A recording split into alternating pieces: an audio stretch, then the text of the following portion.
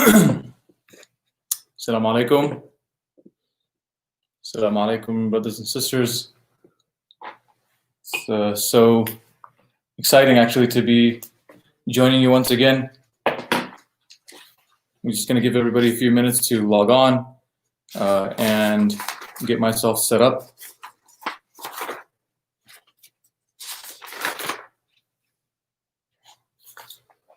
Bismillah. MashaAllah, we're already picking up in numbers. Once again, Assalamu alaikum to each and every one of you. Please take a moment. Let's share our greetings with each other. Alaikum salam, Sister Siddiqa, Sister Farah, Sister Layla, Brother Sumair. Alaikum salam. Alaikum salam. Sister Erica, it's good to see you all. Well, it's good to be in your presence. I wish I could see you all. It was really exciting to be able to see so many of you on the day of Eid. Jazakallah khair for joining us on that day. It was unique, strange, but it was definitely beautiful. And for those who couldn't, inshallah, we will see each other soon. Adam, wa alaikum salam. Sister Hasina, assalamu alaikum. Brother Zarif, Brother Siaka, Imam Aziz, alaikum salam. Zafana, assalamu alaikum. Sister Sophia, assalamu alaikum. Sister Aisha, alaikum salam. Hamad, you guys are tuning in from two different screens, huh?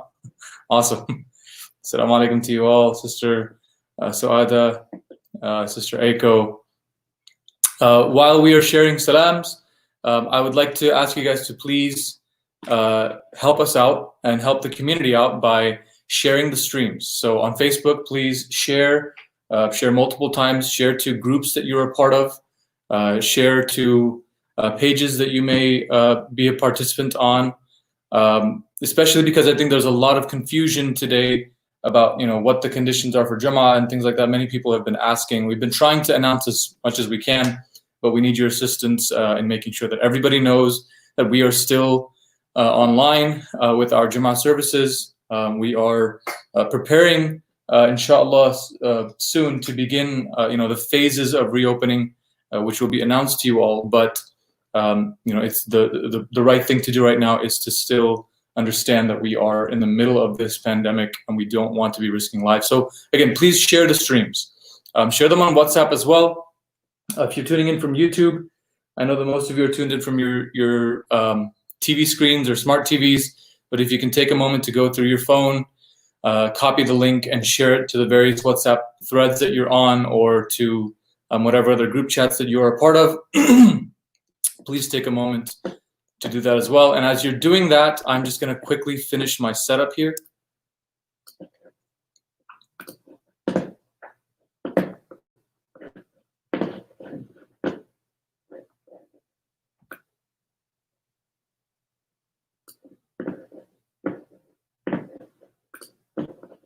Okay.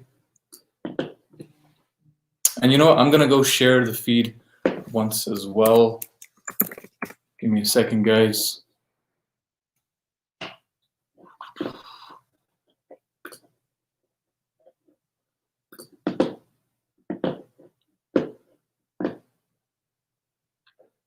It's weird. I'm watching myself.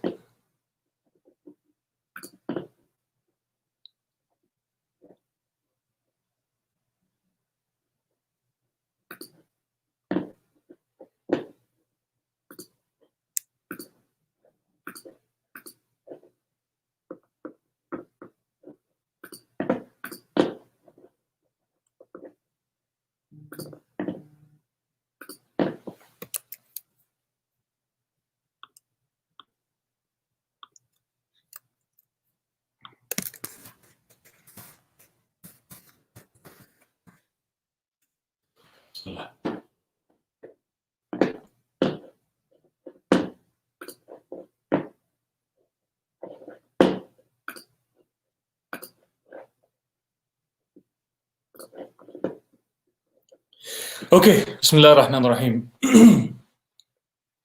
Jazakallah khair, Sister Siddiqa. We'll try to include that Admin, can I ask you to please, if any dua requests come in on the side, please do include them in our announcements later tonight. Not later tonight, but after the khutbah. I'll have them here in front of me as well. Bismillah. Wa alaikum salam to all of you. Thank you all for joining in.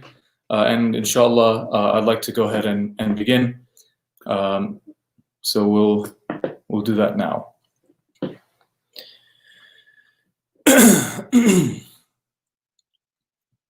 أعوذ بالله من الشيطان الرجيم بسم الله الرحمن الرحيم الحمد لله رب العالمين والصلاة والسلام على محمد وعلى آله وصحبه وسلم اللهم لك الحمد كما ينبغي لجلال وجهك وعظيم سلطانك اللهم لك الحمد اللهم لك الحمد إن الحمد لله نحمده ونستعينه ونستهديه ونستغفره ونعوذ بالله من شرور أنفسنا ومن سيئات أعمالنا من يهده الله فلا مضل له ومن يضلل فلن تجد له وليا مرشدا أشهد أن لا إله إلا الله وحده لا شريك له هو الأول والآخر هو الملك القدوس السلام هو الرحمن الرحيم وأشهد أن محمدا عبده ورسوله أرسل الله بالحق بشيرا ونذيرا وداعيا إلى الله بإذنه وسراجا منيرا اللهم صل وسلم وزد وبارك على الحبيب المصطفى وعلى آله وصحبه ومن والاه وارض عنا معهم بفضلك وكرمك يا أرحم الراحمين اللهم آمين. I begin in the name of Allah subhanahu wa ta'ala. I invoke His peace and blessings upon our beloved Messenger sallallahu alaihi wasallam. I begin in His name, the most powerful, the all-knowing, the most aware, the most capable of all things, the most gentle and loving, Allah subhanahu wa ta'ala, who has blessed us endlessly in this life, blessed us with blessings that we see and we count, blessings that we see but we forget to count, and then blessings upon blessings that we are completely and totally unaware of. I ask Allah subhanahu wa ta'ala to extend His peace and blessings, to send His peace and blessings to our beloved Messenger Rasulullah sallallahu alayhi wa ala alihi wa sahbihi wasallam, to send those blessings and that peace upon His family members, upon His companions and His loved ones, and upon all of the men and women that walk in His footsteps, those people who adhered to His path. And I ask Allah subhanahu wa ta'ala that He would make all of us among them in this life and in the next. Allahumma ameen. My dear brothers and sisters, once again, I greet you with the reading of Islam. Assalamu alaikum wa rahmatullahi wa barakatuh. If you've gone to Sunday school or for whatever other reason have educated yourself on some of the simple things in Islam, one of those things you learn about is the calendar, right? And there are certain months that we get so excited about, and then other months that we sometimes neglect. And it's interesting for me, and I hope for all of you, that we are right now in this moment where we're coming out of one of those months that we truly, truly value and look forward to. One of those months that is so dear to our hearts, that is the month of Ramadan. And we are headed into, or we are currently in, one of those months that often gets neglected, right? Especially, this particular month, which is the month of Shawwal, often gets neglected because it's really in the middle of two very special sacred and holy seasons. That is the season of Ramadan, and then the season of Hajj, which actually starts next month, right? With Dhul Qa'dah, Dhul Hijjah, and then the month of Muharram, right? So this month of Shawwal, which is right in the middle, often it gets neglected and overlooked. But my brothers and sisters, Allah subhanahu wa ta'ala is the owner. Allah subhanahu wa ta'ala is the one to whom every single month belongs. We learn from the Quran that Allah subhanahu wa ta'ala is the one who decided this lunar calendar that we follow as our Islamic calendar, and assigned the months as they are assigned. And that was inherited by the Muslims actually. And so the month of Shawwal and the days of Shawwal are also days that belong to Allah subhanahu wa ta'ala. And today, I want to share with you some thoughts that remind us of the importance of these days as well. Let me start actually in the 5th year after the Prophet ﷺ had migrated from Mecca to Medina. And in the month of Shawwal, right actually at the beginning of the month, one of the most consequential and most remarkable events that actually occurs in the history of the Muslims. And that event is commemorated not only in our history, but even in the Quran, in the Surah, the 33rd Surah of the Quran, Surah Al Ahzab. And that was the Battle of Al Ahzab, the confederacy, the confederates, the alliances, those confederates that had come together in a way that they had never come together before, all with the purpose and the goal of wiping Islam off of the face of the earth. The goal of ending the mission of Rasulullah sallallahu alaihi wasallam. The goal of finally and completely taking control and maybe even doing much with that control. That was the goal and the intention of the people of Mecca, the Quraysh and their allies. Like I said, this happens in Shawwal. And you got to really understand the events that as they take place, quickly just go through them, the consequences and the what was supposed to happen, really. Think about this. Number one, what was supposed to happen is that Islam was supposed to be wiped out. That was the goal of this massive army, right? Islam was supposed to be wiped out. And what happened instead is that Islam and the Muslims, for the first time in this ongoing back and forth battle, they actually gained the upper hand. What was supposed to happen is that Mecca, which is already perhaps the most important city in the peninsula, in a peninsula of tribes and differences that ran very deep, a people at that time who had a lot of trouble coming together on even the simplest things. Alliances at that time amongst these people, these Arabs, maybe 1 or 2 tribes would come together on a cause for a short amount of time, but never something like what the Meccans actually were able to achieve, a kind of alliance that was very focused on this one goal and very focused under the leadership of Mecca. Right? Mecca was supposed to be able to consolidate power. Mecca was supposed to be able to, get rid of the threat from Medina and then move on to perhaps establish an Arab empire in this area. But what happens instead is that Mecca suffers a very significant loss along with its allies, and Medina, the unlikely underdog, the city that just recently even changed its name from Yathrib, from being a small town, between a valley that's created by ancient lava flows. This small little town rises to power instead. What was supposed to happen, brothers and sisters, was not what Allah subhanahu wa ta'ala had in mind, and we know that Allah subhanahu wa ta'ala is the best of planners. You see, the unlikeliness of this story of the Battle of Al Ahzab, Ghazwa Khandaq, as it is also referred to, the unlikeliness continues. The primary defense tactic that the city of Medina used, that the Muslims and the Prophet ﷺ employed, actually came to them from a completely foreign part of the world.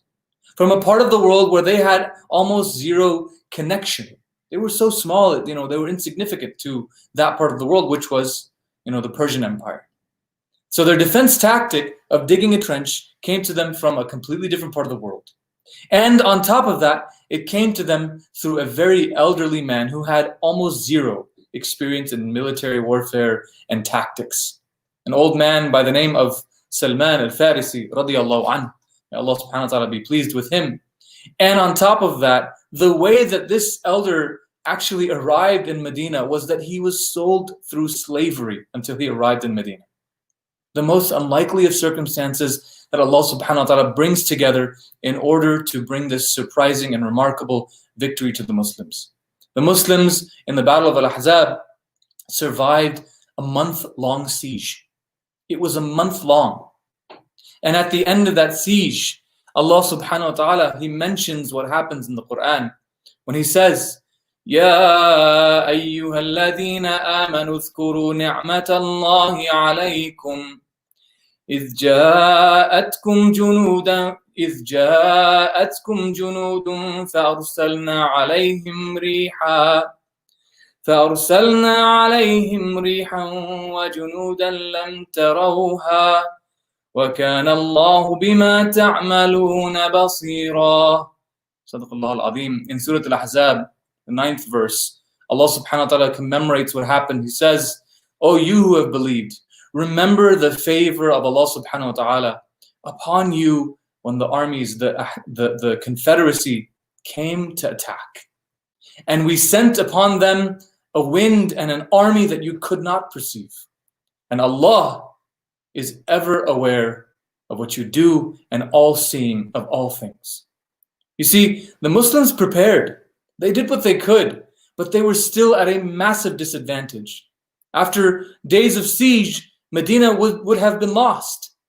But Allah subhanahu wa ta'ala intervened in this most dire situation when He sent that incredibly destructive wind. And just the stories around the way that wind came and the narrations that come to us from the companion of the Prophet Hudayfa radiallahu anh, explaining how the camp was falling apart because of this wind, and they just up and left. And the confederacy, it's not just that the army fell apart, but the confederacy, the alliances fell apart in the frustration that ensued because of this wind, because of this army that Allah subhanahu wa ta'ala sent to take care of Al Ahzab. That's the true miracle here, right? And that's the true reminder here, that we prepare and we do what we can, but we remember that Allah subhanahu wa ta'ala controls the results and even the way that those results come to fruition.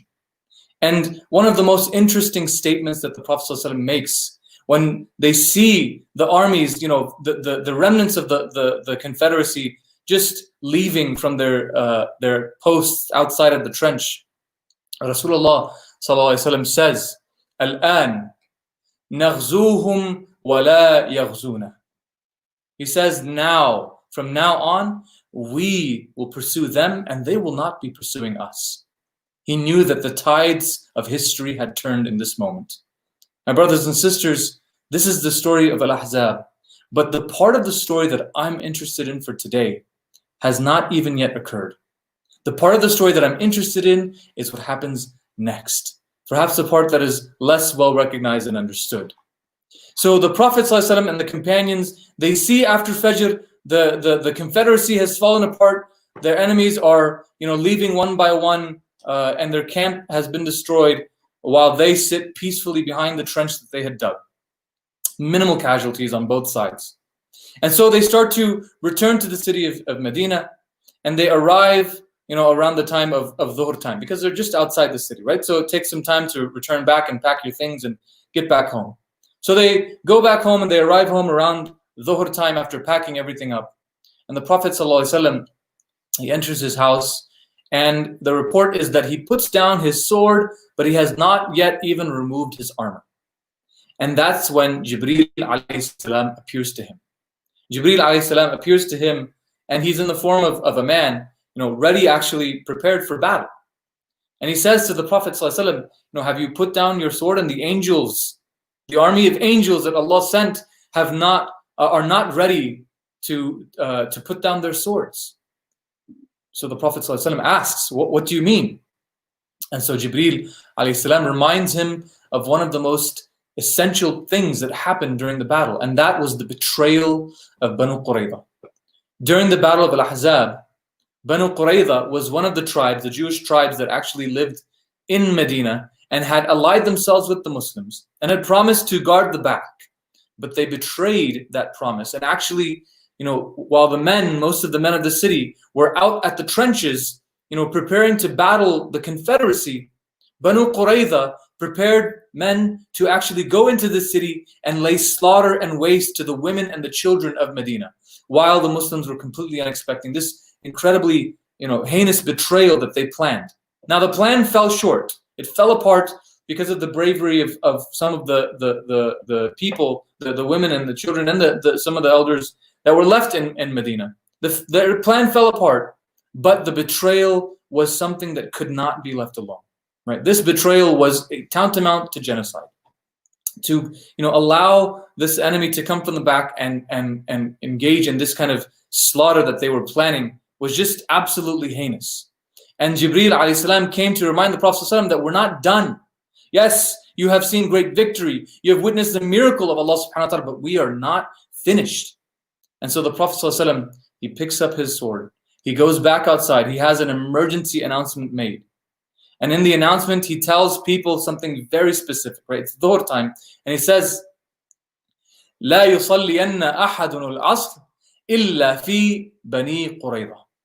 None of you should even pray Asr until you arrive at the fortress of Banu Qurayza, because they had a fortress at the south side of the city. That's where most of them lived. And so the companions and the Prophet ﷺ, picked up their gear, got themselves ready, and all of them headed directly towards Banu Qurayza. After 30 days, brothers and sisters, of siege that they had suffered, and the hunger that they were facing, and the weariness of surviving this 30-day siege on the part of the Confederacy, the Prophet ﷺ and the companions did not stop. They kept moving forward. They knew that their mission was not complete, and they had 20 more days of siege that they laid to Banu Qurayza in order to resolve this situation and to have justice for this incredible betrayal. My brothers and sisters, the lesson is clear in this. It is human nature that when we go through something big, we want to take a rest. We want to take it easy for a little while. Right? It's human nature in all circumstances. After a big project at work, you want a little vacation. After a year long of classes and then weeks of finals that have taken so much toll on you and caused you so much stress and anxiety, you want to sleep in all summer, right? After you graduate, you just want to take it easy. You want to take a year off, right? It's human nature to desire to take an extended rest after going through some major experience in life, right? Even, my brothers and sisters, after Ramadan, we feel the same way, right? After Ramadan, so many people actually, they vanished from the masajid. Now, obviously, this year is different, right? But we see that as a pattern. Ramadan comes, everyone's there, Eid, the next day, the masajid are empty. And actually, it goes on for weeks, right? People want to take this extended break. Now, sometimes that extended break, it extends and it extends and it extends before you realize that you've taken a huge time off. But the sunnah of the Prophet ﷺ in this particular story and throughout teaches us something very different.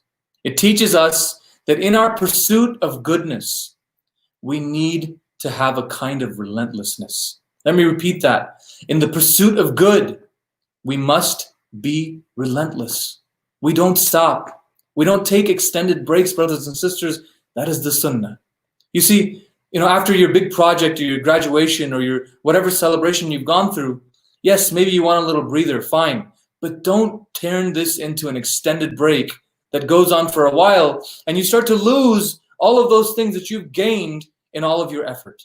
You got to get up and you got to keep going. You got to be relentless. You have to go the extra mile, particularly when it comes to what we just achieved in Ramadan, right? We grew closer to Allah subhanahu wa ta'ala, right? And we want to lose all of that by taking an extended break. Let's not do that. After every lengthy battle, brothers and sisters, after every great miraculous victory, we learn from the sunnah that we keep going forward. We don't just stop and feel satisfied with what we have just achieved or what we have just witnessed. And in order to drive that lesson home, especially in the context of Ramadan, brothers and sisters, the Prophet ﷺ teaches us something very specific in order to be relentless in the pursuit of goodness. And that is to fast on the 6 days of Shawwal. Right? All of us have heard of these fasts, right? I think it's very common knowledge in the community that after Ramadan, there are 6 optional days that the Prophet ﷺ recommends for us to fast. Now, think about it. We've just recently completed a huge assignment, right? Ramadan was that huge assignment that we completed. We have just come out of a great victory, have we not? Ramadan was like a battle. Ramadan was the battle against the forces of shaitan. In Ramadan, we vanquished our desires. In Ramadan, we subdued our nafs. In Ramadan, we witnessed perhaps many beautiful nights, and even maybe Laylatul Qadr, an incredible, miraculous victory, like the winds that were sent by Allah subhanahu wa ta'ala. We have witnessed so much greatness. We have achieved so much in Ramadan. For 30 days, the temptations of this dunya, and for 30 days, the weaknesses of ourselves, they laid siege upon us, brothers and sisters. But for 30 days, our fasting, it became a trench that protected us. Our fasting became our secret weapon against those temptations and those weaknesses. Now, just as the Prophet ﷺ was relentless after the Battle of Ahzab, he taught us to be relentless after the victories of Ramadan. Listen to what he says in the hadith. He says, ﷺ, "Man sama Ramadan, ثم أتبعه ستة من شوال, فذلك صيام الدهر." Whoever fasts in Ramadan and follows it with 6 fasts in Shawwal, then it is as if he is fasted every day. Meaning it is as if he fasted for the entire year. My brothers and sisters, Rasulullah ﷺ wants us to be relentless just after the victory of Ramadan. We've heard about the 6 days of Shawwal, but did we ever think of it in this way? As a way to build relentlessness, a way to go the extra mile, a way to continue our spiritual growth? Now, for those of you who are still wondering, why? What? Okay, it's a sunnah, but why is it so important? What is the real value? Let me share with you 5 unique ways in which the 6 fasts of Shawwal are truly valuable and something you don't want to give up. Number 1, fasting the 6 days of Shawwal becomes a proof of what we built in Ramadan. Think about it that way. It's a proof of what you built in the Ramadan. We think of Ramadan as like training, right? We call it like, it's our spiritual workout. It's the time when we're nourishing our souls and strengthening our hearts. Okay, so you've hit the spiritual gym in Ramadan, right? So it's time to put your spiritual gains to use. What's the point of all those big muscles? They're not going to do anything, right? It's the point of having developed such a spiritual connection to Allah subhanahu wa ta'ala if you're not going to use it outside of Ramadan, right? Put your spiritual gains to use by fasting the 6 days of Shawwal. You think about it, if you wait too long, just like with a muscle, right? You work it out, and then you wait too long to continue to use that muscle, it just atrophies. It decays. And the same way our soul would decay after working it out so much in Ramadan, and then we just don't use it until next Ramadan, we would lose what we gained. Number 2, excuse me. Number 2, the 6 days of Shawwal set a clear tone for us. They set a clear tone in 2 ways. Number 1, it sets a clear tone with shaitan. Shaitan, who wants to trip us up, right? This is his plan.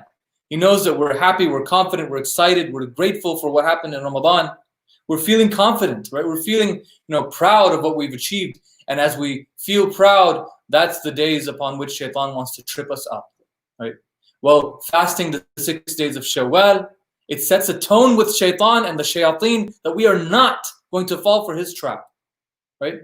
It lets him know exactly what we've gained in the previous Ramadan. It's a flex, fine, flex on shaitan. And on the other hand, it also sets a tone for our nafs. It sets a tone for our nafs that we are not going back to the old ways. Because that's what our nafs is whispering to us right now, right?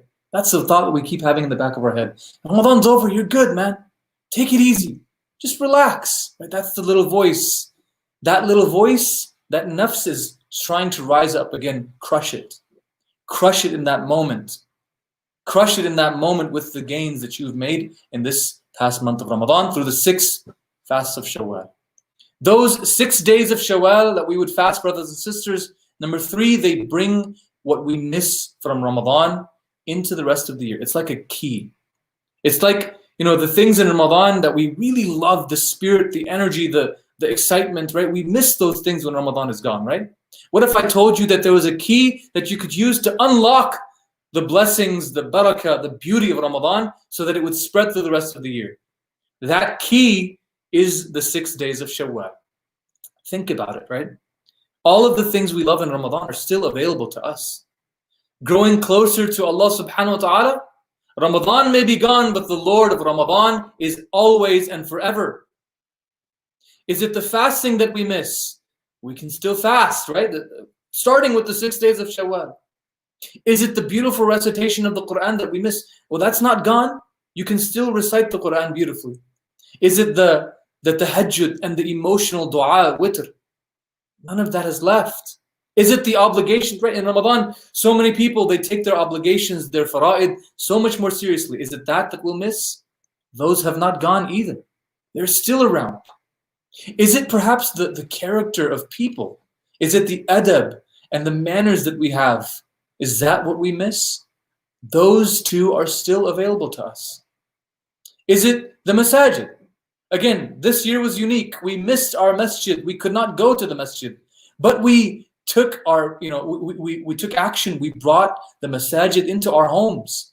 Every one of us has a small space now where we offered our prayers in Ramadan. It became our little qibla, right? It became our masjid. Keep it that way. Is it the routine that we miss? The waking up at a certain time and the early meal and all of that? All of that is still available to us. And the key to unlocking that, brothers and sisters, the 6 days of Shawwal. Number 4, fasting on the 6 days of Shawwal, it defines the rest of the year for us. It means we start off on the right foot. Rather than having to play catch up, a few months later, feeling bad that we've, gone back to our old ways, it sets a clear starting point, right? So, we say Ramadan was training for the rest of the year. Well, guess what? Shawwal is the beginning of the rest of the year. Here it is. So what we've trained, let's start off on the right foot. And finally, brothers and sisters, and most, inclusively, these 6 days of Shawwal are about building consistency. It's about building consistency. Do the math real quick. Right? You have 30 days of fasting in Ramadan. And you have 6 days in addition to that of Shawwal, right? So, for those of you who remember PEMDAS, right? 30 days plus 6 days in the parentheses. With me so far? That's 36 days. In the parentheses, outside of the parentheses, you can say multiplied by 10, because we're taught that the reward of these fasts is multiplied tenfold. Okay, so 30 plus 6 in parentheses is 36 times 10 is 360. That's the equivalent of 360 days of fasting, as the Prophet ﷺ said in the hadith, فَذَلِكَ صِيَامُ الدَّهْرِ. It's as if you fasted every day. It's as if you fasted consistently, right? It's not just about the quantity of the reward, brothers and sisters. It's about building that kind of consistency in our hearts, building that kind of consistency with our worship, building that consistency with Allah subhanahu wa ta'ala. As if you fasted every day, that's consistent, right? All of this reminds us about the relentlessness that the Prophet ﷺ incorporated into his sunnah, the constant pursuit of the extra mile, always going above and beyond, never stopping at the finish line, but always pushing through to the end and beyond. Now, brothers and sisters, today I want to end with another story that really helps us to understand why the Prophet ﷺ teaches us this relentlessness, and why Shawwal, these 6 fasts of Ramadan, they teach us about this relentlessness through another story of another battle. And that battle actually is the Battle of Wahoo. Most of us, I think, are familiar with the actual events of the battle. We know that initially the Muslims were, on their way to victory, but their overconfidence and the lack of following directions from certain troops led to that victory turning around into, practically a defeat. We know that the Muslims suffered huge losses in that battle. In that battle, in the Battle of Uhud, there were rumors that the Prophet ﷺ himself had been killed. There were rumors that were spreading amongst the Muslims, and they were, so distraught and confused. In fact, the Prophet ﷺ did suffer a serious injury on his face. On his beloved, beautiful face, he suffered an injury during that battle. At the end of the battle, the bodies of the companions, many of them were, strewn about. At the end of that battle, they buried 70 of the companions. The Prophet ﷺ, when he started to see the bodies of the companions, he began to cry. He began to cry, and seeing his friends, right? The men that had committed themselves to his cause. He began to weep. And as he was looking at the different bodies and recognizing individuals, when he saw the body of his beloved uncle and really truly close friend, because they were so close in age, when he saw the body of Hamza radiallahu anhu, that's when he really, really could not hold back his emotions anymore and started to cry. As Umar ibn al-Khattab describes his crying, that he cried in a way that he was like gasping for air as he cried, right? That really, really deep cry. He cried, and Umar ibn al-Khattab describes it as baka buka'an abkana. He cried in a way that he made us cry as well. They cried out of hearing the way that the Prophet ﷺ cried on that day. That's how painful the day of Uhud was. On that day, they buried 70 of their brothers, their fathers, their sons. They buried their friends on that day. My brothers and sisters, the Prophet ﷺ did not relent. Rasulullah ﷺ still did not relent, because they get home in the evening. After all of the burials are finished, they get home in the evening, and the next morning, the Prophet ﷺ has an announcement made. He announces to everybody, to the people who participated in Uhud, to get their arms and let's go, we're marching on. They're marching now to pursue the Meccans who were on their way out. You see, the Prophet ﷺ was not interested in waiting and stopping. We march once again was his message. And actually at this juncture, some of those who did not participate in Uhud, including the munafiqeen, some of them actually said, oh, we'll go with you, and the Prophet ﷺ rejected them. He said, no, only those who participated in Uhud. Those who, some of them were injured, some of them wounded gravely. No reinforcements added whatsoever. We are marching forth. And they marched to an area known as Hamra al-Asad. Why did they do this? I mean, militarily you might understand that the Meccans were also considering that the Muslims had been weakened and they should go back to Medina and finish the job, right? This was the talk amongst the army of the Meccans, right? And in addition to this, by marching forward, the Prophet ﷺ uplifts the spirit of those Muslims who had just recently suffered a significant loss, teaching them that we pursue relentlessness even through pain. And it is true, the Meccans did consider attacking, but when they heard that the Muslims were already pursuing them for a second attack, that's when they got scared and they decided, it's not worth it, let's just go back to Mecca. Effectively turning the loss of Uhud into a kind of victory, into a kind of psychological victory for the Muslims nonetheless. My brothers and sisters, once again, what we realize from the sunnah of the Prophet ﷺ, even in times of difficulty and pain, even in times of loss, is that we are a people of relentlessness when it comes to pursuing good. We do not stop. We do not wait. We do not settle. We continue the march forward. You see, at the end of Ramadan, maybe not everyone is feeling victorious. Maybe not everyone is feeling accomplished, regardless of how you're feeling. Regardless of whether this Ramadan was amazing or it was painful for you, remember that we continue, we have a sense of relentlessness, and we keep marching forward. I ask Allah subhanahu wa ta'ala to make us a people who are always marching forward in the causes of goodness. I ask Allah subhanahu wa ta'ala to make us a people who are able to enjoy the blessings and the benefits of Ramadan throughout the rest of the year. I ask Allah subhanahu wa ta'ala to make us a people who are always able to take the next step and to take the next step towards goodness. Allahumma ameen. And brothers and sisters, before I conclude this khutbah, I feel it's absolutely necessary. It's important for all of us to acknowledge what's going on currently. Not only in Minneapolis, in Minnesota, but really what's been happening around the United States and has been happening for years, for decades, for centuries, to be honest. Many of us are aware of the tragic and disturbing death of George Floyd, an African-American individual from the city of, or who was in Minneapolis actually, I think he was from Texas. And the way that in which his life was taken at the hands of brutality from the police force, unnecessary, savage brutality that had absolutely no place in our society, in a civilized society. I think it's just absolutely essential for all of us as Muslims. We talked about relentlessness, right? Well, our pursuit of justice needs to be equally relentless.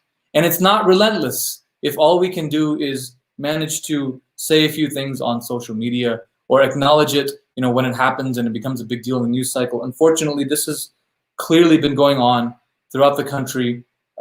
Some cases become famous and other cases don't. Some cases catch the news cycle and other cases don't. But the fact is that this ongoing problem also requires a sense of relentlessness on our part, right? And that relentlessness requires action on our part, right? So please, number one, remember the family of those who have lost loved ones in your prayers, but do more than that, right? Start at home. Start to acknowledge the racism that exists even within our own communities, right? Start to acknowledge the liquor stores and the sources of haram that are coming from members of our community, and acknowledge that those things also need to be removed from our community. Those things also need to be things that we are distant from. We need to take steps that maybe are not the most economically exciting for us or lucrative for us, but they are steps that demonstrate our commitment to justice, our relentlessness for social justice. We need to stand with our brothers and sisters in the African American community, Muslim, not Muslim, regardless. They're humans, they're human beings, they're our brothers and sisters, and they deserve justice, justice that has to go beyond just the acknowledgement of one criminal act, but an acknowledgement that must go throughout all of these situations that continue to take place. And we should be a part of the conversation on how this is going to be resolved. So start those conversations, have those conversations with your family members, have those conversations with your elected officials, call people and officials and tell them that you expect that, this is taken seriously in our localities as well, and continue the relentless pursuit of justice that does not stop, when the news cycle stops. I ask Allah subhanahu wa ta'ala to make our communities, make our society a society that is able to find justice, a community and a society that is able to pursue justice and make things, of course, there's no way to make things right in this world, but to make things better for all of those who are suffering at the hands of tyrants. Ya Allah, we remember regularly those tyrants that are overseas, but there are tyrants even here at home. Ya Allah, we ask you to make us aware of them. We ask you to make us capable of rejecting them. We ask you, Ya Allah, to make us capable of fighting against tyranny here in our homes, in our own communities, in our own cities and states, so that we would also be capable of fighting tyranny wherever it is around the world. Allahumma ameen. Jazakallah khair, brothers and sisters, for tuning in. I have some announcements, and then inshallah I'll ask you guys to go and pray Dhuhr with your families. The first announcement, let me just pull the announcements up.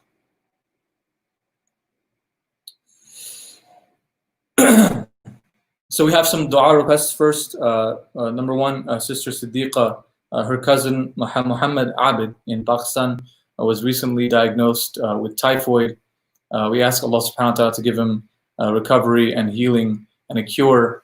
We ask Allah subhanahu wa ta'ala to heal all of those who are suffering with any illness, to be the source of their cure, and to help all of us to pursue and find a cure.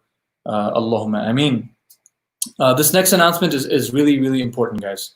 Especially for those of you who have been asking questions and wondering, when are we going to activate, our reopening plan? When are we going to be back in the masajid? Brothers and sisters, please listen carefully. So since Governor Gavin Newsom has recently issued guidelines, I'm being very specific here, the state has issued guidelines on how places of worship can safely reopen.